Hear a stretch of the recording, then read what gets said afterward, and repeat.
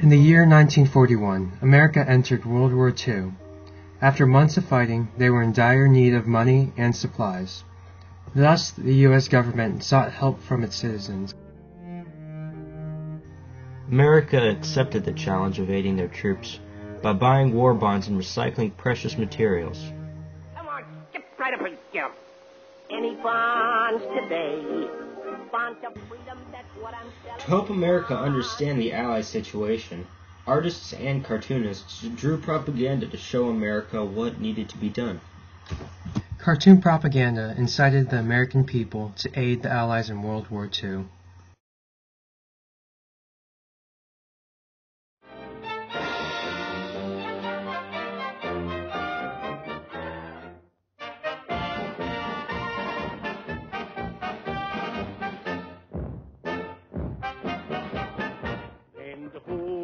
Says wie ist der Master Race?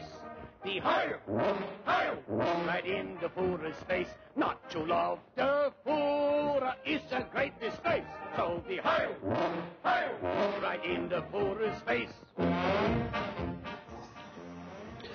What is propaganda? Propaganda can be anything that is publicized to mislead, insult, or mock a political figure or party. In times of war, propaganda normally targeted the enemy. In World War II, it insulted both the Nazi Party and the Japanese. In result, it stereotypes both parties as a humorous, foolish evil. Some of the earliest forms of American propaganda is found in Paul Revere's depiction of the Boston Massacre. This was a catalyst for the American Revolution. The same occurred for Harriet Beecher Stowe's Uncle Tom's Cabin. However, this took the form of a book rather than a cartoon.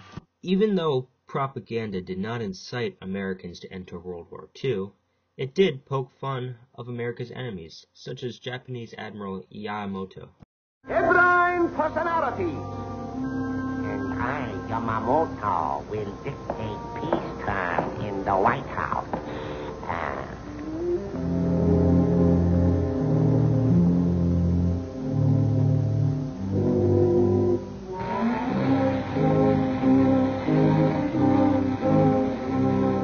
The magic spell with a kiss. The beautiful princess. And of course, Hitler was also a main source of ridicule. And the brave, handsome knight, you know who he is. Heil Hitler! Heil Hitler! Heil! The Heil Smirka! The Heil Smirka! Singela Postigler! The Heil Stigler! And Liverpool! Dr. Seuss and Walt Disney are two of the more famous contributors to World War II propaganda. To them it's serious, to us it's funny. This is how Disney wanted the world to view his propaganda. Because of Dr. Seuss's hatred for dictators, he made his propaganda to try to convince Americans to oppose Hitler's ideas. Effects of World War II propaganda. It made quite an impression on kids my age back then, because it made you want to do your part, you know. Aye, laddie, it's your do, but it's your war too. You must save. Propaganda had different effects on the American people. For some, it inspired Americans to forth and aid their troops in their epic struggles. Spend, save, spend, save, spend, save. In this circumstance, Donald Duck is forced to choose between buying for his own selfish reasons or providing aid for the Allies. Well, now what are you going to do? Spend for the Axis or save for taxes? For others, it inflicted a sense of hatred into the American people, making them loathe the enemies. In this picture, Dr. Seuss shows Hitler melding figures within a melting pot. This symbolizes America, thus the pot. With the figures then being melded, they would be put into a Nazi mold and forced to worship Hitler. Obviously, this disturbed Americans and urged them to help the Allies. In some cases, propaganda used a combination of both motivation and hatred to get Americans to recycle materials and to go buy war bonds.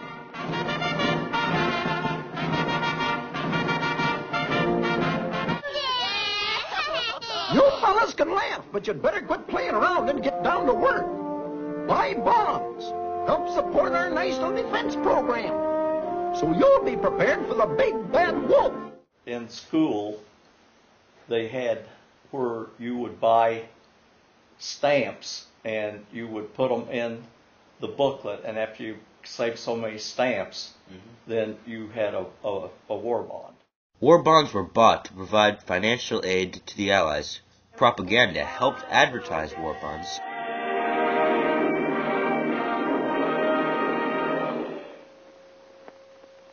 We found an old dump, and we would go down and take our wagons and dig out scrap iron and take it up to Buzz Harris Auto Salvage and sell it, and then he would after he got a bunch, he'd have a truck come in and take it and sell it for the war effort. But we made quite a little bit of money just selling scrap iron that we dug out of. You know, how would you like some delicious hot bacon grease? Propaganda also told people to recycle usable materials to provide extra ammunition and other weapons. Don't throw away that bacon grease. Housewives of America, one of the most important things you can do is to save your waste kitchen fats. Preceding World War II, 12 billion waste kitchen fats were thrown away every year. This would have actually provided enough glycerin to make 10 billion rapid-fire cannon shells, about 150,000 miles long, able to be wrapped 6 times around the Earth.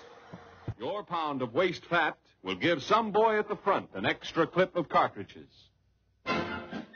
Counter-arguments: the cost of propaganda and the unrestricted submarine warfare on America's coast. In 1942, German U-boats began raiding America's east coast. This was a tremendous shock to Americans. Hitler was not only attacking military ships, but attacking civilian and business ships. This worried Americans deeply. It is possible to believe that these raids incited Americans to go and aid their troops to try and prevent these raids from happening. This contradicts the idea that propaganda caused Americans to aid the troops.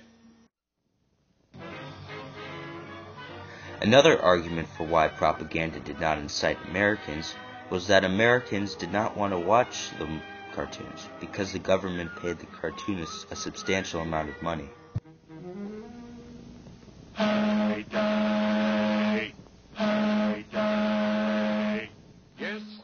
In one case, the government paid the Disney Corporation $80,000 to make a cartoon about the importance of income tax. This made the people irate. Instead of making the people patriotic, it made them upset with the government. They thought if they were to continue to pay their taxes, the government might use that money again to make more propaganda. Obviously, this did not incite Americans to aid their troops. I'll show you how to spend your dough.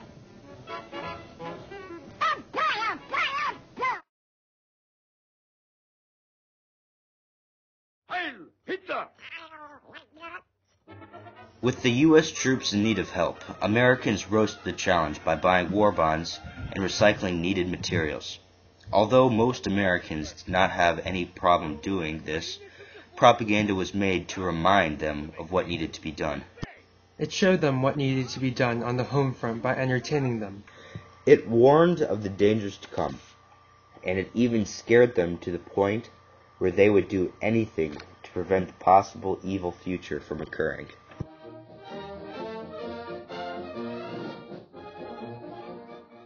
Thanks to propaganda, this evil future did not occur. With the help given to the Allies were able to win World War II and once again ensure peace into the world.